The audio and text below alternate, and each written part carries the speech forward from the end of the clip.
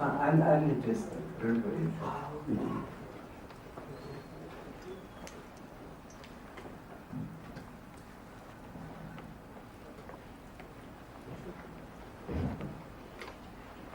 Hello?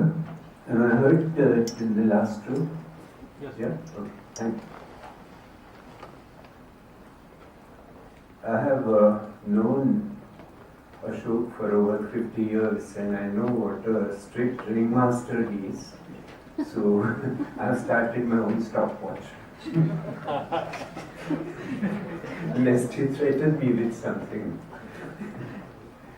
I would like to restrict myself to just one composition of Kumar Gandharva. It is Geet Varsha, which I had heard in the year 1966. And it was a 3-hour program in the Bhulabhai Desai Institute of Bombay. And I was absolutely spellbound. It was the first program of Kumarji that I had heard, first live concert. And I think we are in 2023. And I have heard this program for about at least 100 times in the intervening years. And its magic has not diminished at all, but with each listening, there is something new that I find. So, I have been thinking about what kind of program was it? Because it was a kind of composition the like of which was not heard from an art musician at all before Kumarji. Was it folk music? Was it art music? Was it, what was it? Or was it just something where the words assumed a form of emotion so immediately? And I have been thinking about it for a long time. And when I got this invitation to participate in this seminar, these are the volumes of Swaramudranu, so I have a good founding for my cause. So, what I'm going to present to you is actually something that I have thought of very recently, because it is based on some material which I have had once, but it's not available any longer. And it was a libretto that was a book of the text of the 30 songs which Kumarji had sung for Geet Varsha and which were distributed at the time of the program, but which seemed to have vanished without leaving any trace, and Neela gave me one copy that was with her. And this copy, when I started reading it, I was completely stunned, because everything about the structure of that program was written by Kumarji in such simple, non-technical words that when you read it once, you think it is something that he has just spontaneously written, and it is so precise and condensed. But when you look at each of the lines, each word, something completely new is discovered. So when I'm speaking, I would like you to note that if I'm using Hindi, then those are Kumarji's words. And if I'm using English, that's my own inadequate language used to comment upon what he said. So this small libretto, he begins by saying that it's an answer. The program is an answer to a very deep emotional need that he had felt. And like an old Indian thinker, you can't express your thoughts without a paddle. So he has to cite a parable, and he says that he begins by saying Chambal, Narmada और ताप्ती, कृष्णा, कावेरी और गोदावरी आदि का क्षेत्र केवल और पूरी तरह से वर्षा पर निर्भर है। 12 में से 4 गए तो शेष कितने बचे?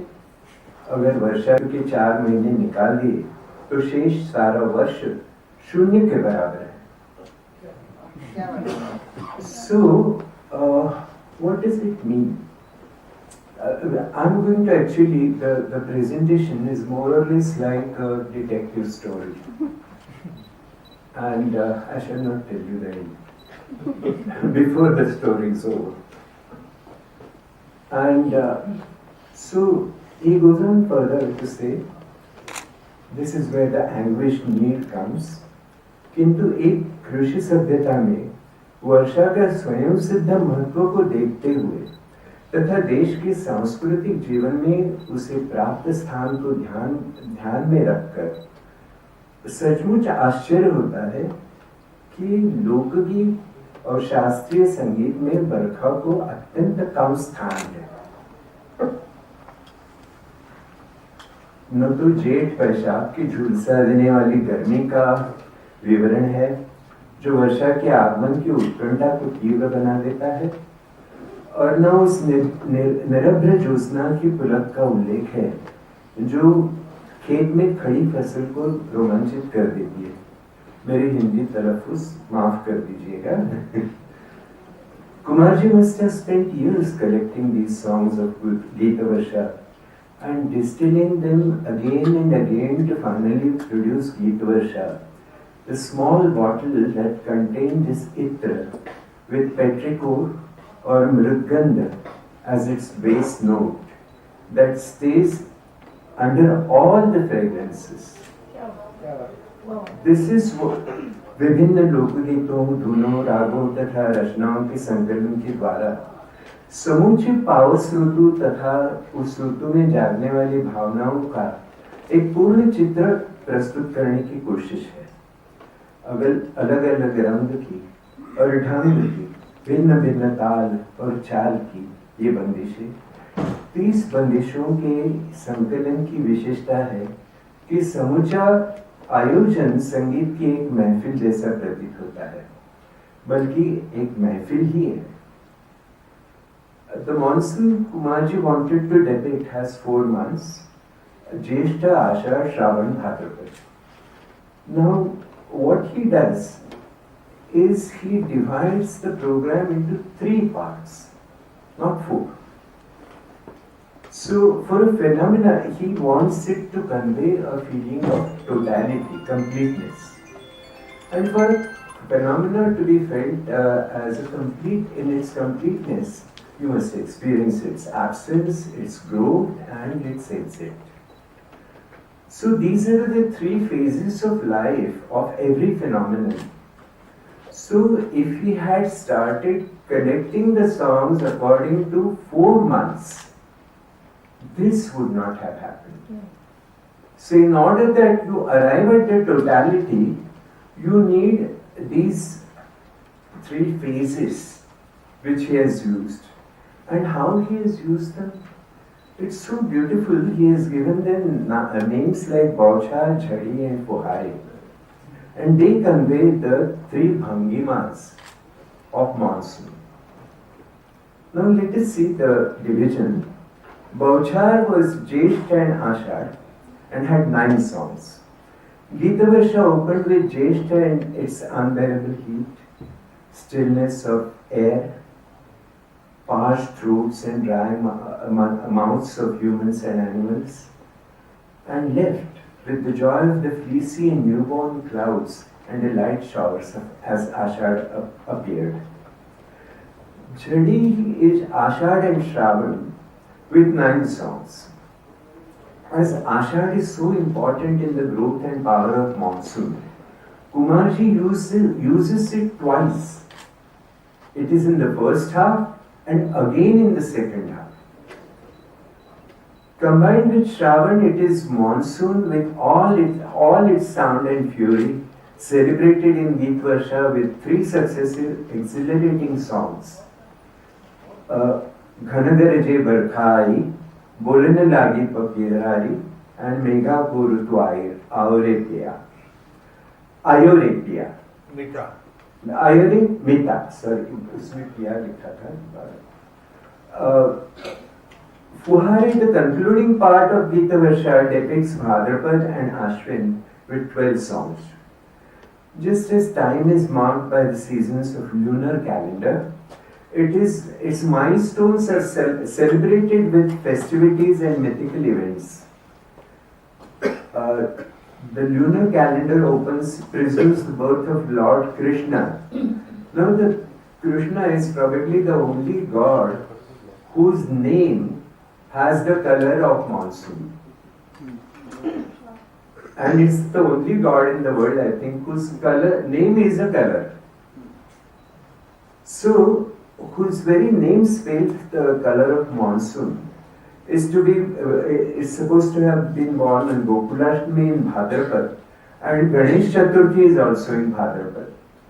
So you see, we have the cycle of time, lunar cycle, as well as the cycle of mythic time is involved so casually that he doesn't even speak about this. Because I think, like the iceberg, you see only the 1/9. The 9/10 that is hidden is what we are trying to now get the contours of.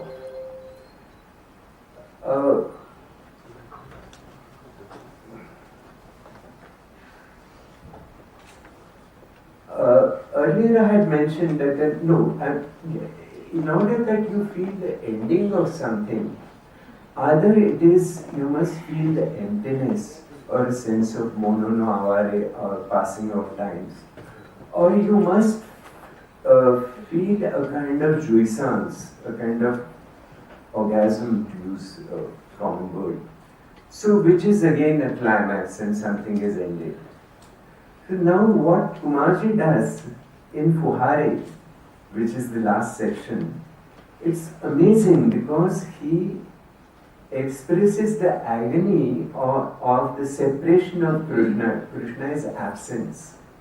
So you have Leja Sandeso Udho Papi, and then there is the ecstasy of Hiramoti Nibije.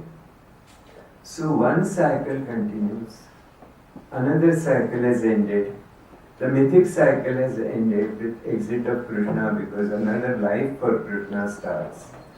But life must go on. So Hiramoti Nibije. In Kumarji, the 3-part model, the repetition of Ashad in its first and second part, may seem that it is breaking the neatness of 4-month model, but it is precisely this repetition that gives it the organicity and unity of a musical composition.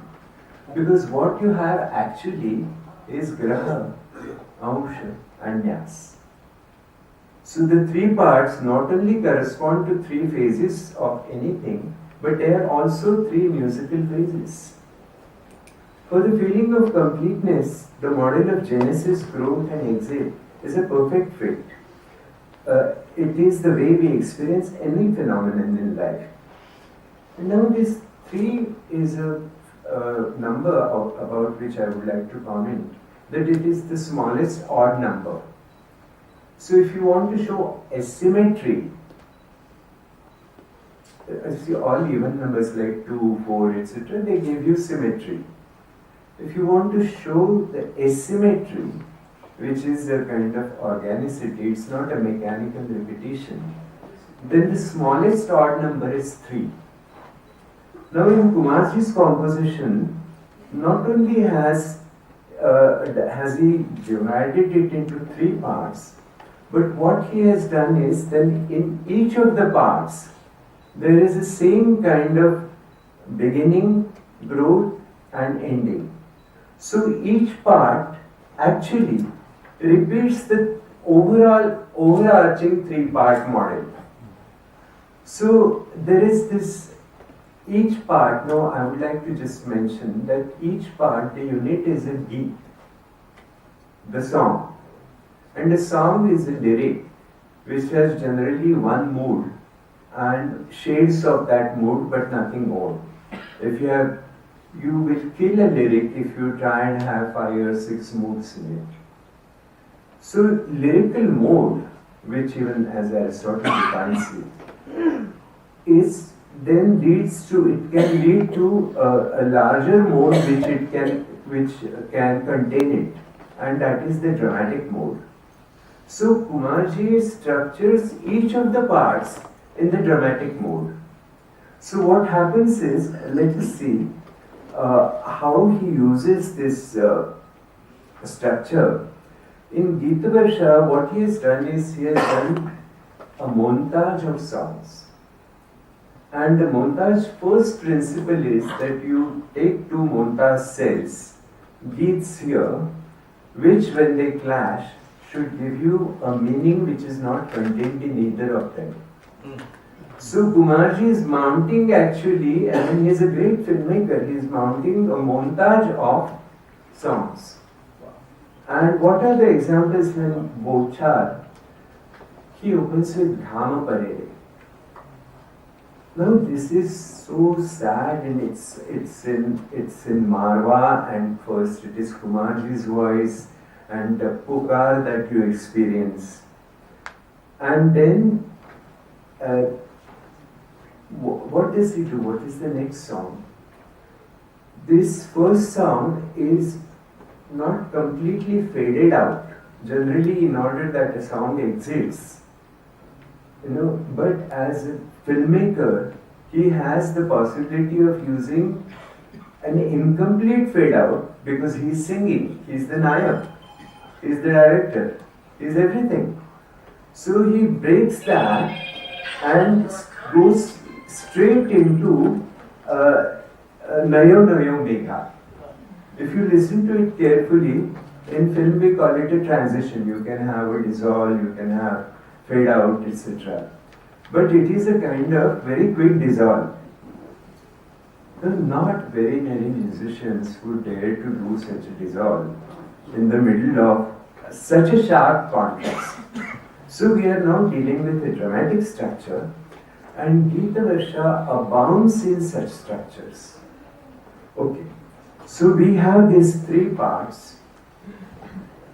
We have the overall unity, and each of the parts, as I said, has the model of entry, growth and exit.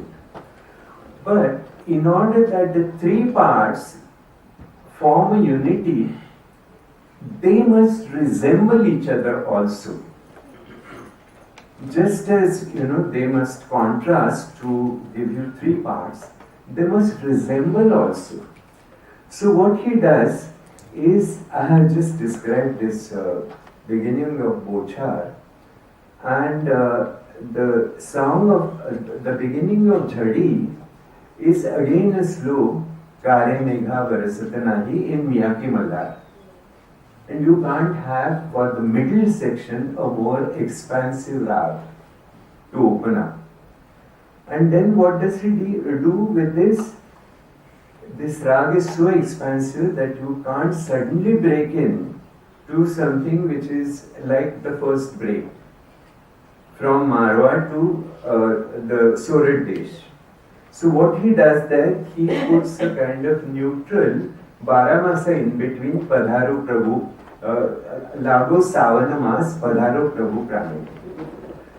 So by putting it in the middle, he has now created you for this Chandrasakhi bhajan, Ruta Ai Bole Murare. And it comes with, after you feel the expansive space. So he does that. What he's done is that he has used the same pattern of contrast. So it's similarity of contrast in each of the 3 parts. And I think there are people who are much better qualified than I am. So if you look at the program, you will see that the lyrical structure and dramatic structure, and dramatic structures juxtaposing and that kind of montage is finally leading to another form, and I would say that it is an epic form. Because only an epic form can contain lyric and dramatic forms. But is it a is it an epic form just because it has 30 songs? No, because it has an organic unity.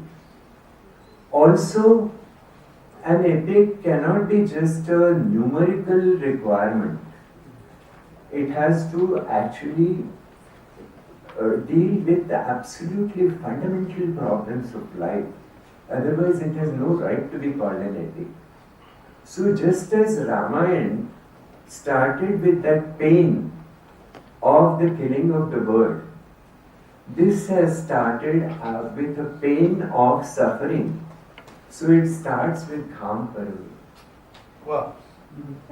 It is such a, it's it has epic form in each of its cells.